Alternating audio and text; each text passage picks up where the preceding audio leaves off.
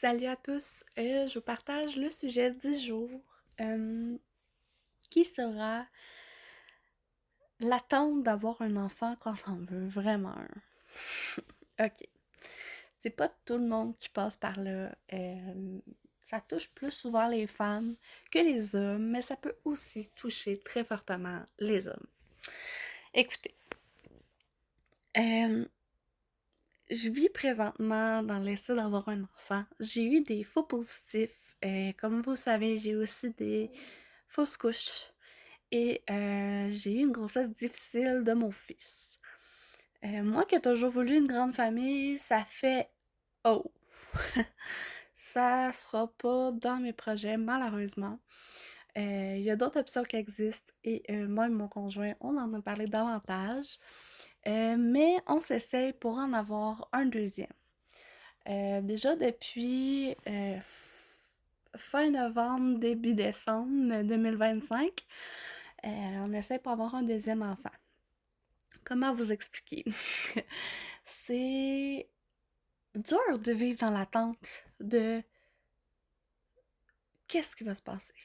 C'est un mois à attendre à savoir si c'est vraiment un cas de grossesse ou si c'est juste les SPM, si c'est les règles qui s'en viennent, c'est les mêmes putains de symptômes. Non, mais on en parle-tu des mêmes symptômes? Ça me fait chier. Genre, t'as mal au sein, t'es comme, oh, mais t'analyses, tu suranalyses, t'as espoir, mais au bout du compte, c'est tes règles qui s'en viennent. Écoute, je sais pas. Honnêtement, je sais pas ce que vous en pensez. Mais quand que je vois un test négatif après un mois d'essai, par exemple, ok, deux, ok, trois mois, hein? Tu commences à te dire, oh oui, j'en veux un bébé. Mais j'ai toujours été quelqu'un de maternelle. Depuis que je suis toute petite, je rêve d'être maman et je suis maman de mon petit merveilleux Milan, que j'aime plus que tout au monde. Puis, j'aimerais ça lui offrir un petit frère ou une petite sœur. Je le vois aller avec sa cousine, puis je le trouve trop, trop cute. Il l'adore. Sa cousine l'adore. Et on aimerait vraiment ça, avoir un autre enfant.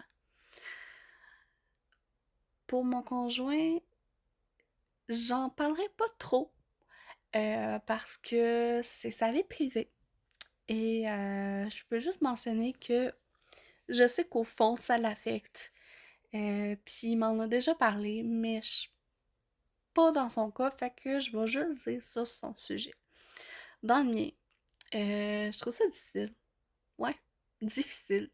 Parce que je suis quelqu'un que quand je veux quelque chose, c'est là, je fonce, je le veux, je vais m'arranger pour l'avoir. Peu importe quoi. Je veux quelque chose, je vais m'arranger pour l'avoir. Peu importe les embûches, les épreuves, je fonce.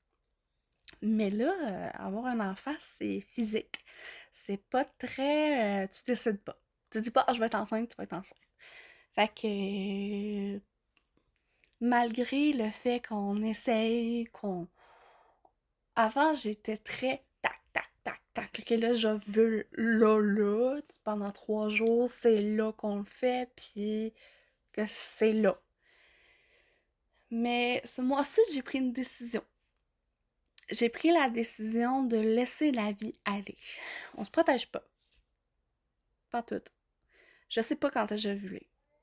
Je sais c'est quand mes prochaines règles parce que je les note depuis des années, depuis mes 18 ans. Fait que j'ai comme un calendrier clair, je sais quand est-ce que j'ai mes règles. Mais je me fais pas de fausses attentes. Et normalement, après une journée de retard, je fais un test. Mais là, non, je vais attendre. Je vais attendre d'être sûre qu'il n'y ait pas une petite ligne qui me mette un doute ou que la ligne soit un faux ou une ligne d'évaporation sur le test de grossesse ou devoir contacter mon médecin pour des prises de sang parce que j'ai tendance à faire des faux positifs. C'est trop de stress, trop de déception, trop de colère, trop de peine et beaucoup trop de faux espoirs.